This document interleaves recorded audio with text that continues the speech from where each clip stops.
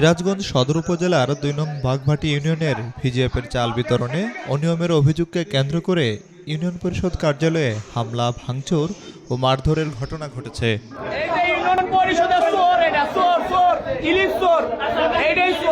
UP সচিব মাসুদ রানা সহ কয়েকজন আহত হয়েছেন। রোববার দুপুরে বাঘভাটি ইউনিয়ন পরিষদ কার্যালয়ে ঘটনা ঘটে। জানা যায়, ইউনিয়ন পরিষদের মাধ্যমে ৪,১১৬ জন সুবিধাভোগীর মাঝে জনপ্রতি ১০ কেজি করে ভিজিএফের চাল বিতরণের জন্য কার্ড দেওয়া হয়।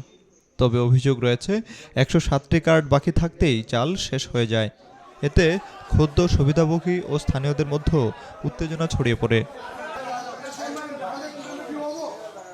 এক পর্যায়ে উত্তেজিতরা ইউনিয়ন পরিষদ কার্যালয়ে ঢুকে সচিবকে মারধর করে এবং অফিস ভাঙচুর চালায়। পরে পরিস্থিতি নিয়ন্ত্রণে আনে পুলিশ। এ ঘটনায় ৭২ ঘন্টার মধ্যে তদন্ত প্রতিবেদন জমা দিতে বলেছে প্রশাসন। এলাকায় এখনও উত্তেজনাকর পরিস্থিতি বিরাজ করছে।